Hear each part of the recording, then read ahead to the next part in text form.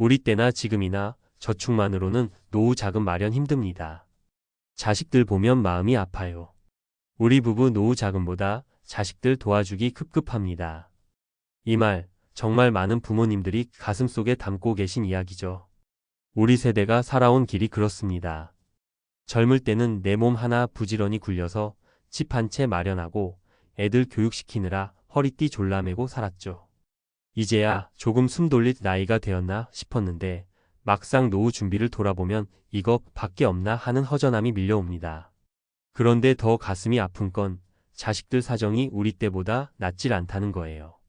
취업도 어렵고 결혼도 늦고 집값은 천정부지라서 결혼한다고 하면 전세금이라도 보태주려고 있는 거 없는 거 탈탈 털어주게 됩니다. 그러다 보면 우리 노후 자금이 남아나질 않아요. 자식이 잘 살아야 부모도 편하다는 말이 사실이긴 한데 문제는 그렇게 도와줘도 부모가 편해질 만큼 자식 살림이 펴지질 않는다는 거죠. 이제부터라도 현실을 똑바로 보고 우리 노후를 지키는데 필요한 이야기를 해보려고 합니다. 가장 먼저 정말 많은 부모님들이 겪는 3가지 사례부터 나눠볼게요. 첫 번째 사례는 65세 부부 이야기입니다. 이 부부는 맞벌이하면서 애 둘 대학까지 졸업시켰어요. 큰애 결혼할 때는 전세금 2억 보태줬고 작은애는 아직 결혼 전이지만 취업이 불안정해서 매달 50만 원씩 생활비를 보내줍니다. 그 결과 부부의 노후 자금으로 생각했던 3억 중에서 1억이 날아갔어요. 국민연금 월 90만 원씩 받는 게 전부인데 이제 20년 넘게 살아야 할 노후를 어떻게 버틸까 막막하다고 하시더군요. 애들 안 도와줄 수도 없는데 우리 노후가 문제야 라는 이분의 말이 너무 현실적이었습니다. 두 번째 사례는 70세 홀로 사는 할머니 이야기예요. 남편이 일찍 세상을 떠나면서 혼자서 2 자녀를 키워냈는데 2 아이가 모두 결혼할 때 적금 깨고 보험 해약해서 보태줬습니다.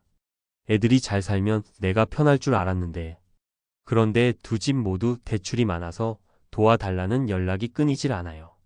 본인 생활비가 부족해서 기초연금 30만 원으로 겨우 끼니를 해결하고 있는데 아들이 엄마 급하게 100만 원만 하면 또 어떻게든 빌려주십니다.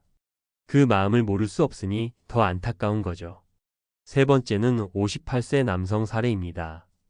퇴직금을 1억 받고 나와서 우리도 이제 노후를 준비하자며 아내랑 상의했는데 딸 결혼이 갑자기 잡혀서 7천만 원을 지원했습니다. 남은 3천만 원으로 노후 준비를 할 수가 없으니 결국 다시 일자리를 찾으려고 했지만 나이가 걸림돌이 됐습니다. 지금은 마트 배송 알바로 하루하루 버티며 딸이 잘 살아야지 내 노후는 나중 문제라며 애써 웃지만 사실 마음이 너무 무겁다고 하셨습니다. 이렇게 현실 사례를 보면 느껴지죠.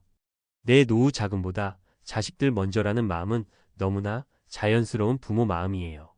하지만 문제는 그렇게 해버리면 부모도 자식도 함께 어려워진다는 거예요.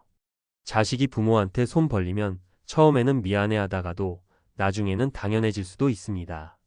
부모가 빈털터리가 되어버리면 결국 자식이 부모를 부양할 여력도 없어지고 부모 자식 간의 감정이 상하기도 하고요. 그래서 요즘 전문가들이 제일 먼저 하는 말이 내 노후부터 지켜라입니다. 이게 무정해서가 아니라 진짜 자식을 위해서 필요한 말이에요. 그렇다면 우리 세대가 이제라도 할 수 있는 현실적인 대비는 뭘까요? 첫째, 자식 지원에 선 긋기부터 하셔야 합니다. 부모가 다 책임져 주는 게 자식에게도 좋은 게 아니에요. 전세금 보태줄 때도 생활비 줄 때도 이 이상은 우리도 힘들다는 걸 솔직하게 말할 필요가 있어요.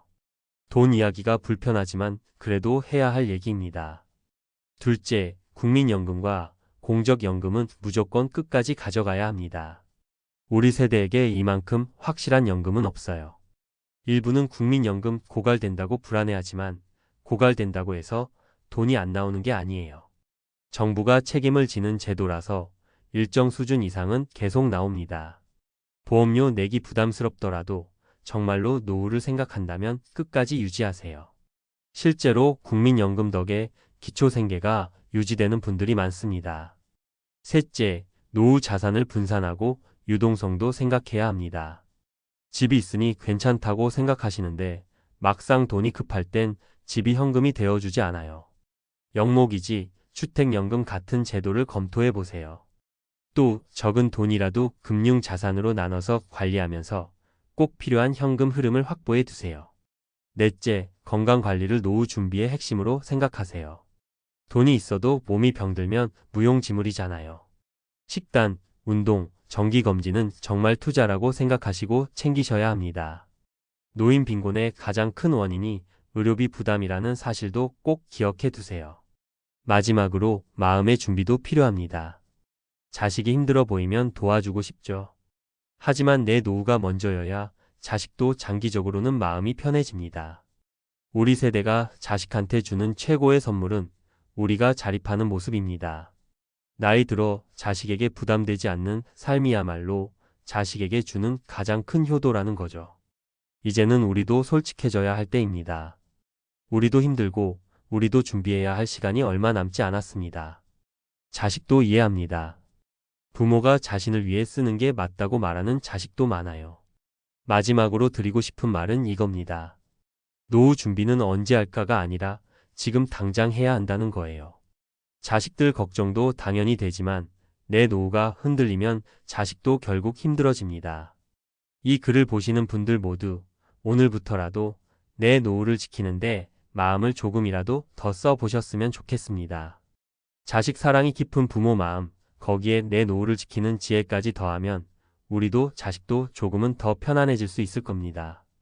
앞에서 말씀드린 이야기들이 우리 마음에 공감을 일으켰다면 이제는 조금 더 실질적인 노후 자금 전략을 하나하나 짚어볼게요.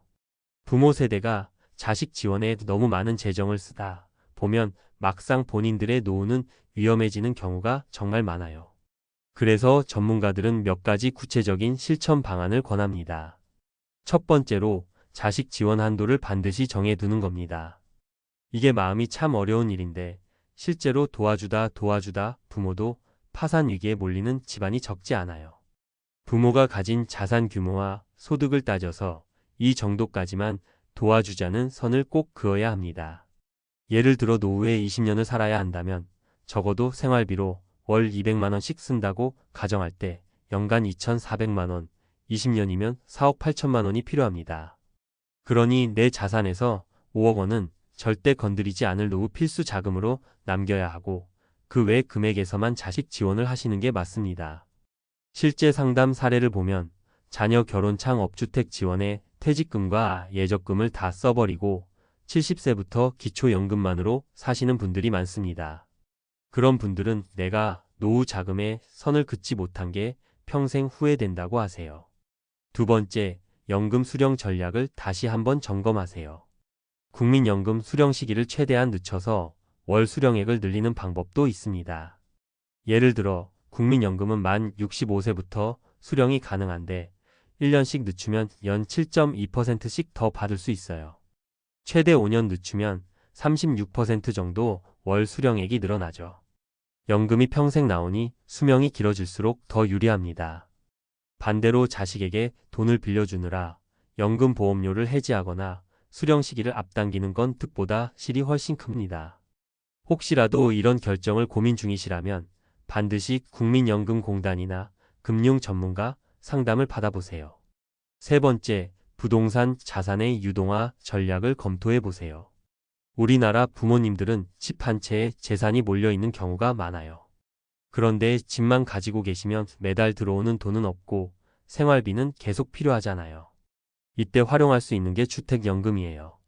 예를 들어 공시가격 3억 원 아파트에 사는 70세 부부라면 월 9만 110만 원 정도의 주택연금을 평생 받을 수 있습니다. 집에 그대로 살면서도 현금 흐름이 생기니 안정감이 달라집니다. 이 제도 신청에 필요한 조건은 부부 중 한 명이 만 55세 이상이고 주택 공시가격이 12억 원 이하여야 합니다.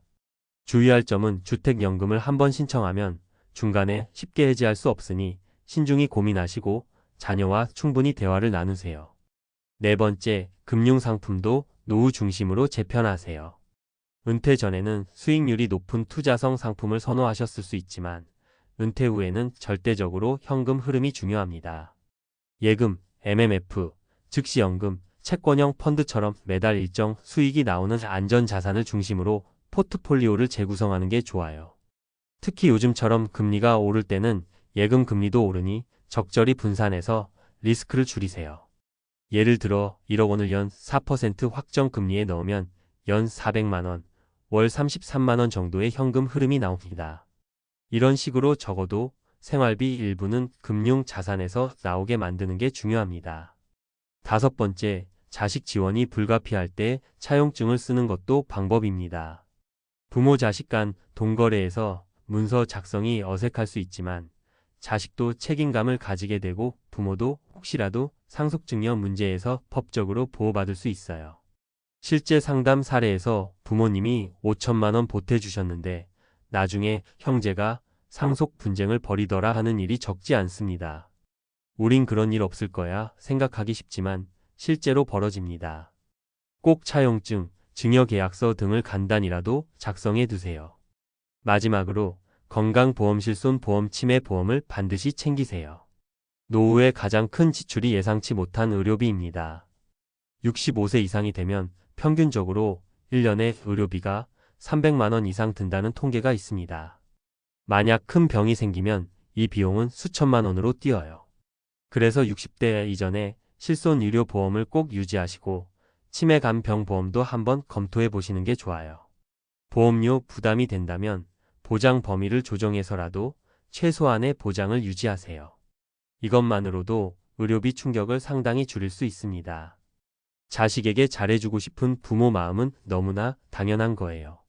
하지만 이제부터는 우리도 우리 인생의 마지막 챕터를 준비할 권리가 있다고 마음을 다잡아야 합니다. 내가 지켜야 할 돈, 꼭 필요한 생활비, 혹시 모를 의료비까지 차근차근 확보해 두시면 자식도 부모님도 훨씬 편안할 수 있어요. 혹시 지금부터라도 뭘 해야 할지 막막하시다면 제일 먼저 자산 목록을 적어보세요. 주택, 현금, 예적금, 연금, 보험, 부채까지 전부 적어보시고 한 달에 얼마가 들어오고 얼마가 나가는지 정확히 확인하세요. 이것이 노후 자금 관리의 첫걸음입니다. 오늘부터라도 내 노후를 위해 작은 준비 하나라도 해두시면 그게 자식에게도 결국 더 큰 선물이 된다는 걸 꼭 기억해 주세요. 우리가 살아온 인생에 이제라도라는 말은 늦지 않습니다. 지금 시작하는 게 가장 빠른 준비니까요.